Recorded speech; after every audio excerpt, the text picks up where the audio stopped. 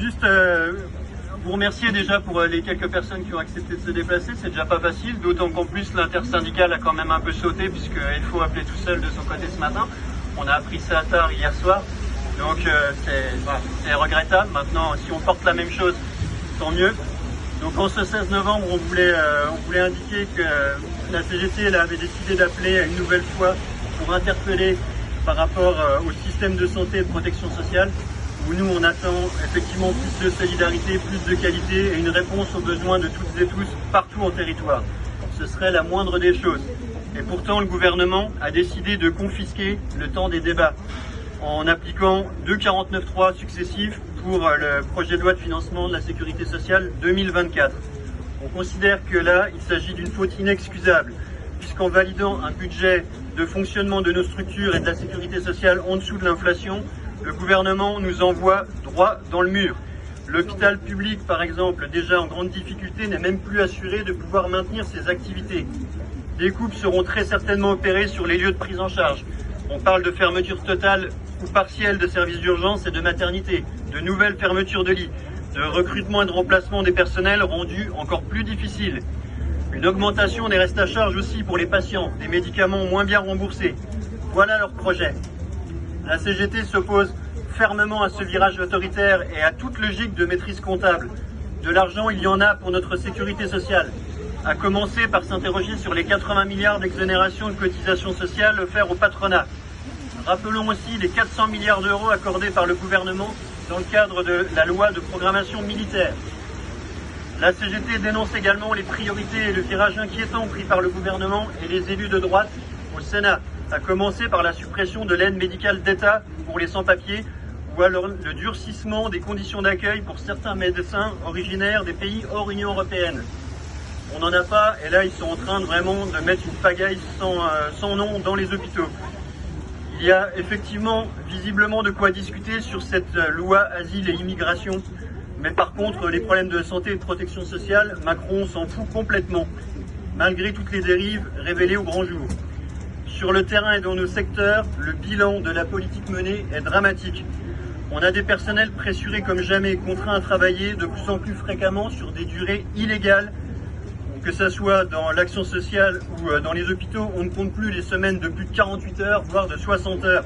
Les doublements de postes au niveau des hôpitaux qui entraînent des journées fréquentes de 15 à 16 heures, voire 24 heures d'affilée, au risque de mettre en danger les professionnels et les patients. Une bien belle gestion de la pénurie. Toujours les mêmes problèmes d'attractivité aujourd'hui, vers nos métiers qui sont sous-payés. Des problèmes aussi sur les formations initiales, trop souvent insuffisantes, avec des taux d'abandon trop élevés lors des études paramédicales. On manque également de temps sur le terrain pour accompagner les stagiaires et nos jeunes collègues. Résultat, on a de plus en plus de postes vacants, malgré les remontées des ratios au niveau des promos des instituts paramédicaux. On a des fermetures de lits et de services qui continuent, avec une menace pour des collègues qui sont réunis ici autour du GEM. Le GEM, ce sont les structures du CH de Lunéville, de 3H Santé, de Saint-Nicolas-de-Port, des EHPAD, Ville-au-Jard et ainsi de suite, qui se retrouvent avec un audit demandé par l'ancien directeur du CHRU et qui révèle un déficit inquiétant. Donc on voit un petit peu comment ça s'est passé au CHU et ce qu'on peut craindre pour le bassin du Lunévillois. On a des EHPAD qui sont toujours dans la galère et qui ne voient rien venir. Ils attendent toujours la loi grand âge. Ils attendent toujours la revalorisation de leur salaire. À certains endroits, même pas la prime grand âge. On est loin des revendications portées par la CGT d'un professionnel pour un résident. Et côté lucratif dans les EHPAD, les scandales continuent. Mais par contre, ça roule pour Corian, devenu Clariane, qui affiche des bénéfices records, pour Orpea et pour les autres. Côté psychiatrie, pas mieux. Toujours moins de soins relationnels, toujours plus de pratiques innovantes, de médocs, de sécuritaires. À noter une intervention de la police dans une unité du CPN mi-septembre pour reconduire à la frontière un patient parce qu'il avait une obligation de quitter le territoire français. Une véritable honte. On continue à fracasser la psychiatrie, toujours moins de sens au travail et résultat, toujours plus de démissions, de demandes de reconversion professionnelle. Côté travail social, on a des camarades qui le diront mieux que moi, mais c'est pas mieux non plus, c'est le même constat que dans les hostos, avec encore pire du côté des revalorisations salariales. Les pressions sur le temps de travail sont là aussi pour pallier au manque de personnel, la perte de sens est majeure. On a des inquiétudes particulières qui ont été dénoncées avec nos camarades de Chute sur l'hébergement d'urgence. À l'approche de l'hiver, il y a eu une manifestation le 2 novembre où il y a eu un mépris sans nom des acteurs puisque la préfecture n'a même pas daigné recevoir une délégation. On a un manque de place terrible, un manque de moyens pour le SAMU social. Enfin, bref, si tu veux après, pas de souci. Là-dessus, on pourrait rajouter aussi la pénurie inacceptable de certains médicaments pour la population. C'est quand même un véritable désastre. À quand une reprise en main de l'industrie du médicament au sein d'un monopole public? Pour conclure et éviter d'être trop long, il est important d'essayer de combattre la résignation qui s'installe sournoisement.